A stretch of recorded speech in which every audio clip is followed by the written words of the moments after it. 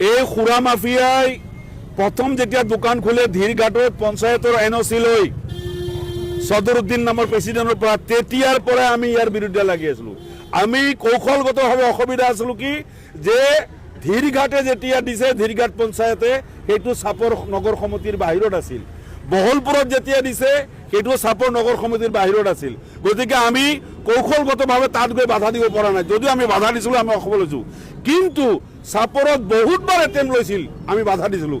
আৰু দুৰ্ভাগ্যজনকভাৱে চাপৰ পৌৰসভাৰ যি পৌৰ সভানেত্ৰী পৌৰপতি যে সিদিনাখন মেজিষ্ট্ৰেটৰ সন্মুখত কৈছে যে মই কাকো NOC দিয়া নাই, কিন্তু আমি ইতিমধ্যে জানিব পাৰিছোঁ পৌৰপতি নিজেও NOC দিছে আৰু কাৰ্যবাহী বিষয়া NOC দিছে। এইবাৰ ইমাৰ দ্বিতীয় পৰ্যায়টো আমি আমাৰ পৌৰসভাৰ কাৰ্যালয় আমি পুনৰ ঘেৰাও কৰিম, কোন যুক্তিত তেওঁলোকে ইয়াত NOC দিছে।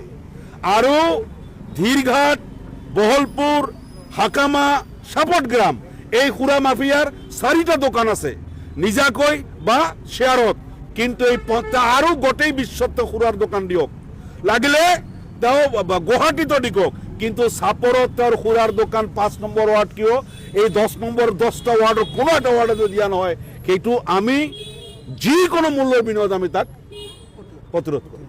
আমি আজি চাপৰ নাগৰিক মঞ্চ আৰু ইয়াৰ বিভিন্ন ৰাজনৈতিক অৰাজনৈতিক সামাজিক সংগঠনে মিলি চাপৰৰ 5 নং ৱাৰ্ডত যি ঋষি ৰেষ্টুৰেণ্ট IMFL অন ৱাইন শ্বপখন চৰকাৰে বা আমাৰ জিলা প্ৰশাসনে স্থায়ীভাৱে বন্ধ কৰি দিছে, সেইখন স্থায়ীভাৱে বন্ধ কৰি দিয়াৰ দাবীত ইয়াৰ অৱস্থান বিক্ষোভ আমি অনুষ্ঠিত কৰিছোঁ। এই ঠিক হাইকোৰ্টৰ বা উচ্চ ন্যায়ালয়ৰ কি নিৰ্দেশ আহিছে এই সম্পৰ্কে আমি সিমান অৱগত নহয়। আমাৰ কথা হ'ল এতিয়া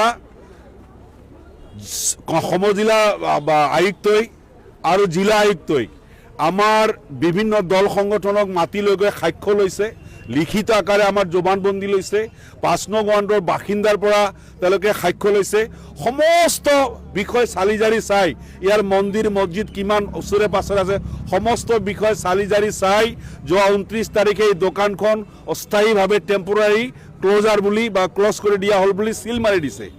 আমি যোৱা শুকুৰবাৰে এইখন স্থায়ীভাৱে বন্ধ কৰি দিয়া হওক বুলি আমি মাননীয় জিলা আয়ুক্তক স্মাৰকপত্ৰ প্ৰদান কৰিছোঁ। গতিকে আজি আমাৰ দ্বিতীয় পৰ্যায়ত আহি আমি ইয়াৰ অৱস্থান বিক্ষোভ কৰিছোঁ।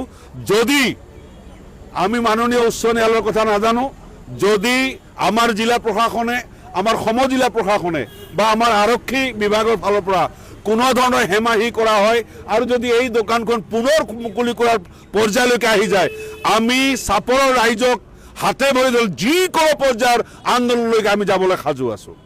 কাৰণ এইটো ল'ৰা ধেমালি নহয় যে এবাৰ বন্ধ কৰি দিব, এটা ক্লজ কৰি দিয়া হৈছে টেম্পৰাৰী। আমি আশা কৰি আছোঁ এইটো পাৰ্মানেণ্টলি ক্লজ কৰি দিয়া হ'ব। তেতিয়াই যদি আকৌ এইখন পুনৰ খোলাৰ কাৰণে কসৰত কৰি আছে, এক্সাৰচাইজ কৰি আছে বুলি আমি শুনিছোঁ, যদি পুনৰ এই দোকান খুলিবলৈ দিয়া হয়, গতিকে এই দোকানৰ সৈতে এইটা মানে কেঁচু খান্দতে আমি সাপ উলিয়াই দিম। কোনে ইয়াক ইলিগেলভাৱে টকা খায়, লাখ লাখ টকা খাই NOC দিছে, ইয়াৰ পৌৰপতি, ইয়াৰ এক্সিকিউটিভ অফিচাৰ চাপৰ পৌৰসভাৰ, তাৰ পৰা আৰম্ভ কৰি আমাৰ যি নিকাসমূহ আছে, আমাৰ এক্সাইজ বিভাগৰ কোনে কি প্ৰভিজনত কি ক্ৰাইটেৰিয়া মেইনটেইন কৰি তেওঁলোকে এই লাইচেঞ্চ দিছে, সকলো বিষয়লৈ আমি RTI কৰি আছোঁ আৰু এই বস্তুটো আমি তন্নকৈ পৰীক্ষা নিৰীক্ষা কৰি আনিম। সদ্যহতে আমি আশাবাদী যে আমাৰ জিলা প্ৰশাসন, আমাৰ সমজিলা প্ৰশাসন, যিহেতু তেওঁলোকে ইনকুৱাৰী কৰি পেলাই দোকানখন বন্ধ কৰিছে, আমি আশা কৰিম জিলা প্ৰশাসনে এইখন স্থায়ীভাৱে বন্ধ কৰি দিয়াৰ কাৰণে সমস্ত কিছু কাৰ্যব্যৱস্থা গ্ৰহণ কৰিব।